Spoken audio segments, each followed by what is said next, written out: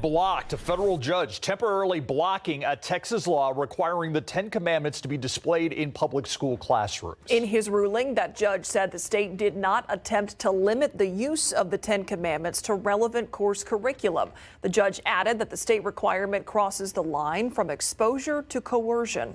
Sarah Acosta spoke with the lead plaintiff on this case, a local rabbi whose child attends a local school district, saying this is a win for now. I am absolutely delighted with the judge's decision. Local Rabbi Mara Nathan of Temple Bethel is one of the several parents suing the state over a new law that requires Texas public schools to post the Ten Commandments in all its classrooms, saying this is a win for now. A federal judge on Wednesday ruled to temporarily block the law, which was set to take effect on September 1st. Parents of students in several Texas school districts, including Alamo Heights, Northeast, Northside, and Lackland ISDs, asked for the injunction, arguing it violated the First Amendment by imposing on their religious beliefs. The law itself impacts an estimated 5.5 million students, but the ruling only directly applies to those school districts listed in the lawsuit. The plaintiffs hope other schools will adhere to the judge's ruling. Rabbi Nathan says she doesn't believe any religious doctrine should be posted on the walls of a secular classroom. And for those of us who choose to have our children in public schools, we believe strongly that being in a space that's multicultural is a great way to raise strong and culturally aware citizens of our city and of our state. And so I'm not in favor of any religious doctrine being posted on the wall of the classrooms of our schools. If it were a Jewish doctrine, I would be opposed to it as well. Attorney General Ken Paxton put out a statement saying the state will be appealing this decision, saying in part, quote, Texas will always defend our right to uphold the foundational principles that have built this nation, and I will absolutely be appealing this flawed decision, end quote. Rabbi Nathan says she will continue to fight this whatever happens. It's certainly my hope that this is the end. If it's not, then we'll stay committed to standing by this cause. I didn't get involved in this suit lightly, and I feel very passionately about it, for myself, for my child, for all the children that I know are affected by this particular loss. Sarah Acosta, KSAT 12 News. So it's been appealed. The case will now go to the Fifth Circuit Court of Appeals. It could eventually end up at the Supreme Court. We have reached out to several local school districts regarding this ruling. The Northside ISD says they are holding off on commenting. Northeast ISD says they will comply with the injunction or any further rulings. For reaction from other school districts, head to KSAT.com. All right, a much different view out there than what we saw at this time yesterday, Adam. Yeah, we do have some showers and thunderstorms dotting the landscape. Nothing significant right now, and these are very localized and brief. But let's zoom into Bexar County and San Antonio. Parts of Wilson County as well, I do want to point out, just south and west of Floresville did pick up a few downpours. A little bit of lightning now, far northwest near San Geronimo and Government Canyon State Natural Area. But that's the exception and not the norm. Let's see how much rain these thunderstorms have dropped, and everywhere you see the blue on the screen, that's where we've had some of these downpours. And let's just go to the far northwest side. Oakland Estates over toward Clark High School, Chavano Park. We've picked up to about 3/10 of an inch, nearly about 1/3 of an inch. Not bad considering their brief splash and dash showers. Now, these are likely all the way through sunset this evening. Once we get to sunset, then all the energy for these thunderstorms will be zapped. It'll be a quiet night tonight, but then we do pick up on the thunderstorm activity again tomorrow. I think as early as 9 a.m. we could see some of those showers. So spotty splash and dash for the next several hours through sunset, and then tomorrow we see that activity pick up. We'll talk more about what you can expect tomorrow, how much rain we could get, and some potential impacts in just a bit.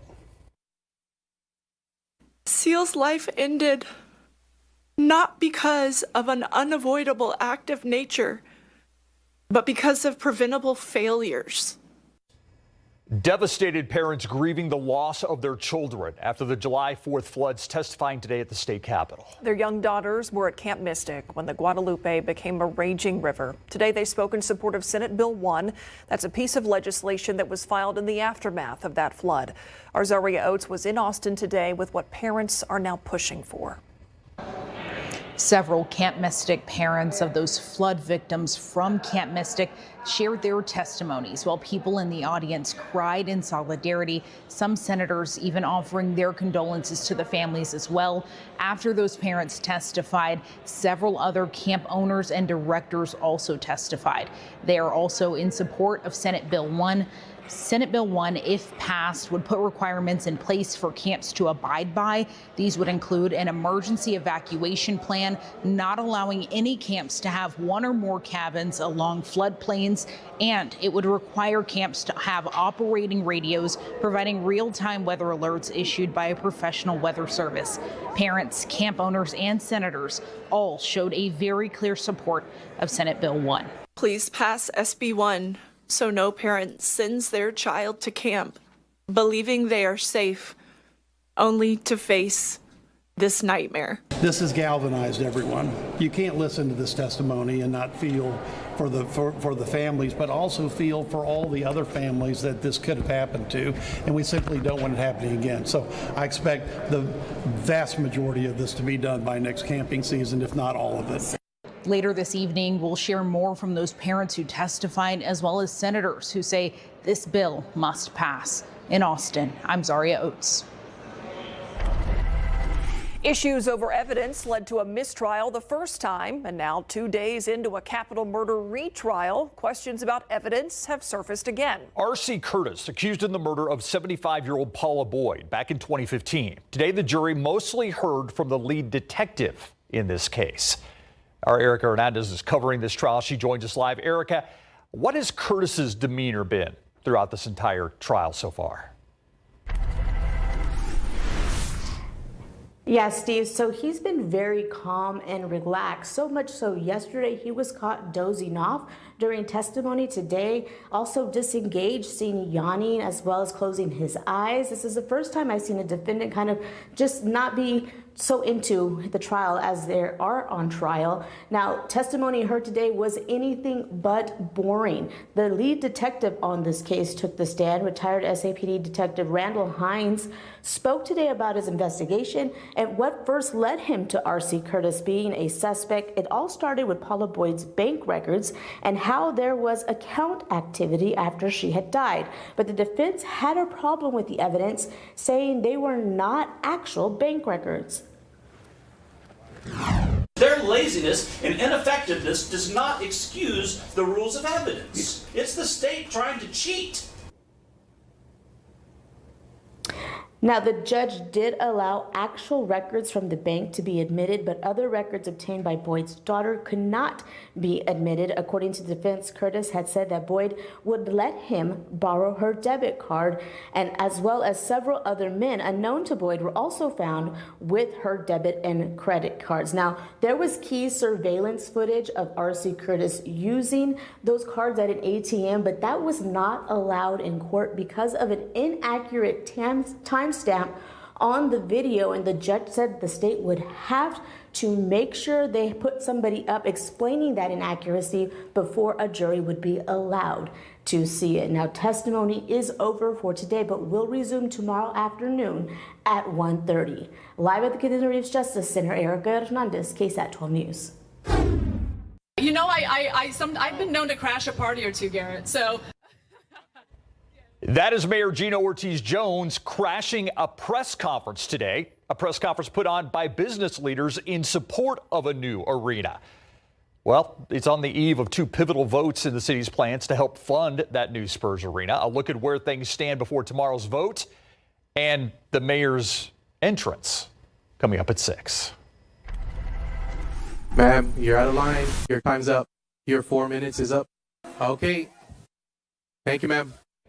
Taken away in handcuffs during a school board meeting. This happened last night during an Edgewood ISD meeting, and this evening we have learned that that woman arrested was released from jail. So why was she taken into custody? Well, Maribel Gardea spoke too long, apparently. She addressed concerns about bullying, security, and lack of communication in the district. And before she started speaking, Gardea asked the board members if she could have extra time for making her comments in both English and in Spanish. A board member told her to go ahead. After her time was up, her microphone was cut off, but Gardea continued. She spoke an extra 30 seconds. That's when authorities escorted her out. A witness told KSAT the police continued to harass her after putting her in handcuffs. Community members also told us they believe school board leadership is trying to intimidate parents.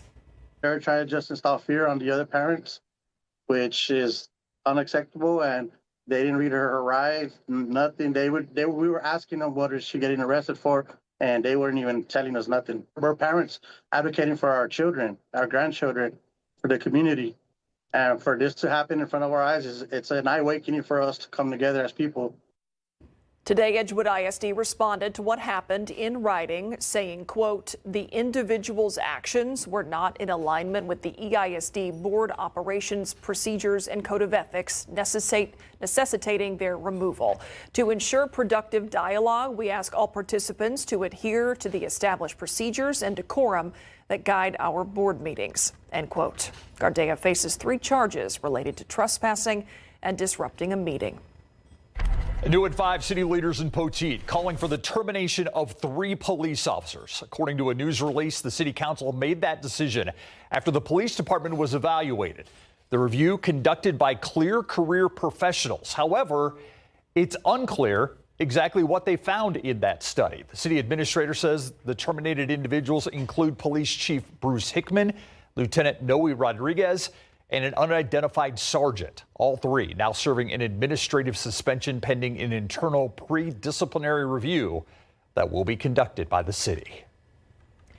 Let's take a look at traffic out there right now during this 5 o'clock commute. We're going to go downtown I-35 at Martin. It's the northbound lanes that are coming toward the camera there. You can see some construction in the area, lots of orange barrels marking things off. Drivers seem to be having no issues, though, getting around that here at I-35 in Martin.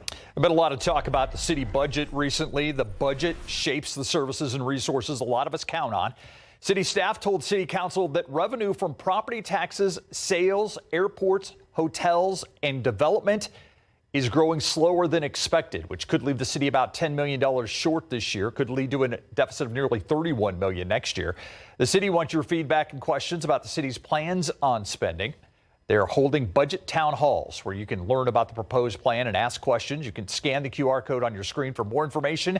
Tonight, there will be a town hall for District 9 at the Walker Ranch Senior Center on West Rhapsody Drive, beginning at 6:30. The city will vote on the budget September 18th. You can attend for free, but you'll need to sign up if you actually want to participate in the question and answer part. Today, protesters rallying inside the state capitol to speak out against redistricting efforts. Coming up, where the fierce fight over a new GOP congressional map stands now. And a warning today regarding the famous Labubu dolls. Did I say that right? You did. Not Goo Goo dolls. Labubu dolls. Coming up, why the Consumer Product Safety Commission says some of these knockoffs could pose a threat to a child.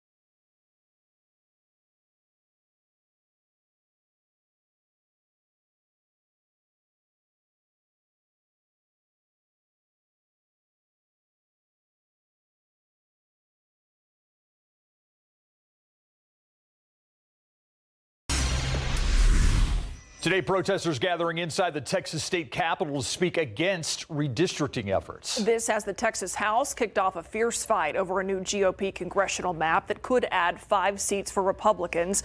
Democrats, you'll remember, protested by leaving the state, delaying the vote, but the GOP is expected to push it through. Democrats say the plan lets politicians pick the voters, not the other way around, and they're ready to take that fight to court. The battle in the state is just one front in a national showdown over redistricting ahead of next year's elections.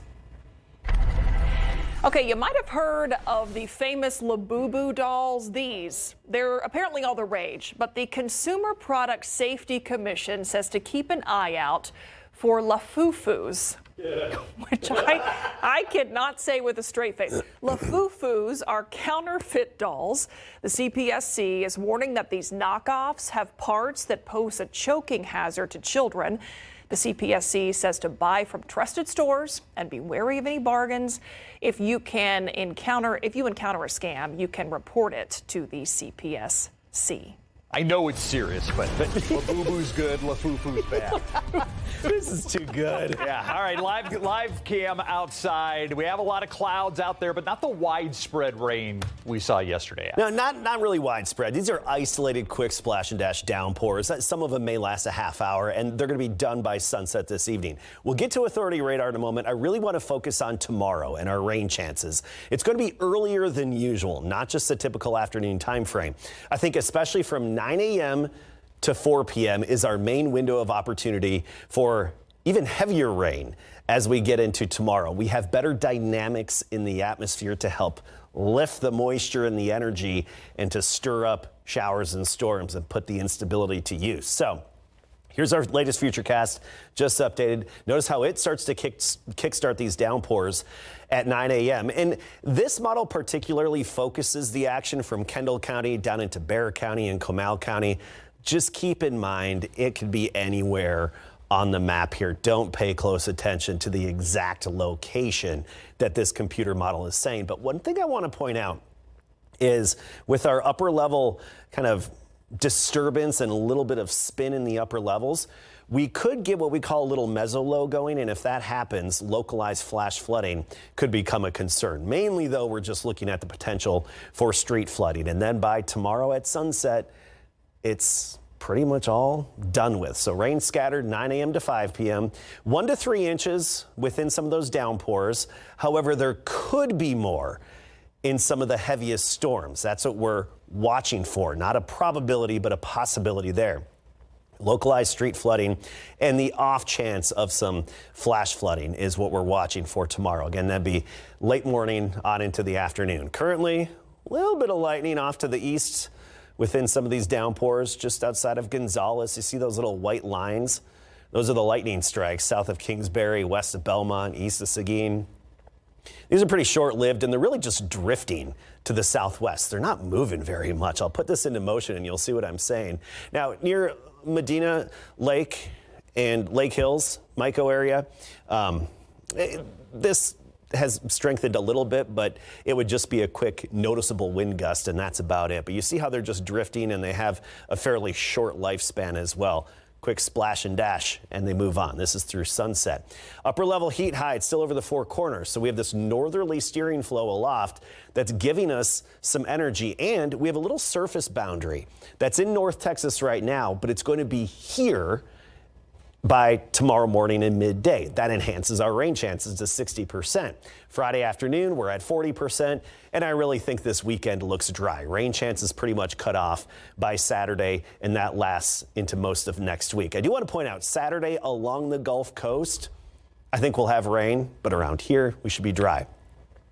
Hurricane Erin, Category 2 now. Still very well-defined eye, but a Category 2 hurricane that's headed off to the northeast between Bermuda and the Carolinas, staying out to sea. 98, our high temperature today. Not a triple-digit day, but look at the record, 107. Shows you the potential. 94 Leon Springs, 101 Del Rio, Lavernia, Seguin 100, Bulverde at 96. And tomorrow I think we'll be in the mid-90s at the warmest, 94 for the high temperature. There's a potential we could be a little bit cooler than that as well, depending on how the rain plays out and the extra clouds do. But look at Helotes, 90 tomorrow, Seguin 94, Bernie 91, Divine 92.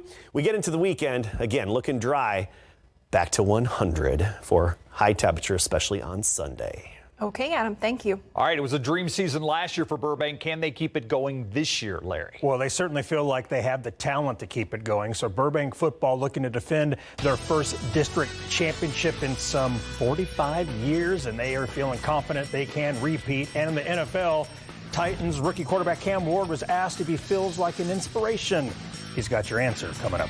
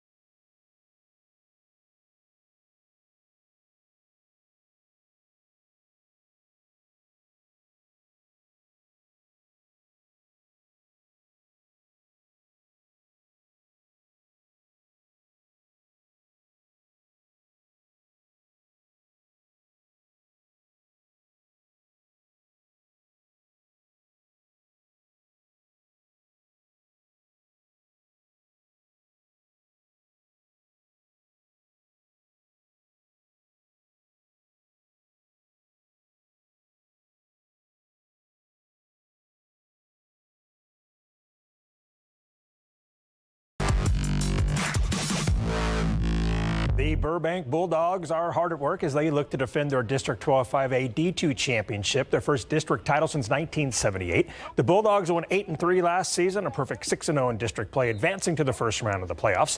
They have 4 offensive starters and 6 defensive starters coming back from that squad. Dave Campbell's Texas Football predicts they'll finish second in district this season behind Lanier. And although the Bulldogs graduated, a lot of players, they feel they have what it takes to defend their crown.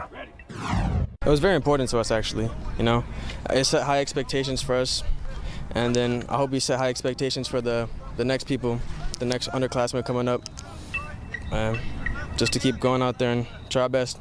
Expectations, they haven't changed. If anything, they got it higher. You know, we had to keep putting the work in, being here, be fully committed, not interested. That's something the coaches always say around here. If we want to take that next step, we had to be as interested and committed as possible. Oh, it's very exciting. You know, this is a fantastic community. The kids are bought in. They work super hard. The foundation's really been set here in a big way. You know, I'm very blessed and excited to be able to coach these kids. Coach Ricker and his Burbank Bulldogs will open up their season Friday, August 29th at Lavernia at 7:30 p.m. Tennessee Titans rookie quarterback Cam Ward is expected to play in the Titans preseason finale against the Vikings on Friday. The former Incarnate Word quarterback was asked if he feels like an inspiration to others who were not necessarily recruited out of high school just like him.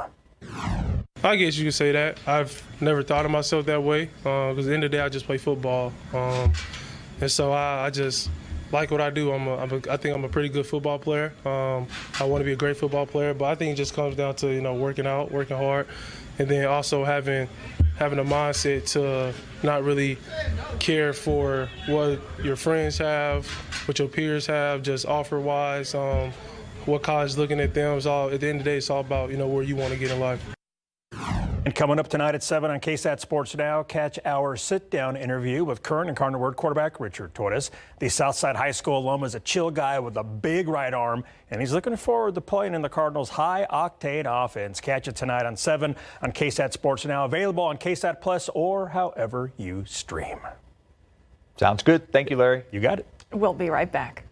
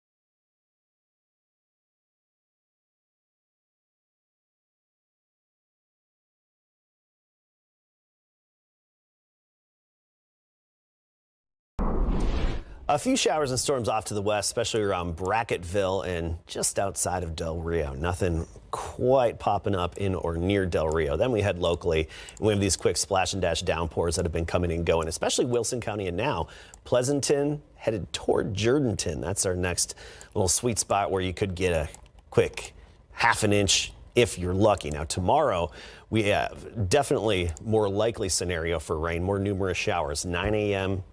to 5 p.m. Thanks, Adam.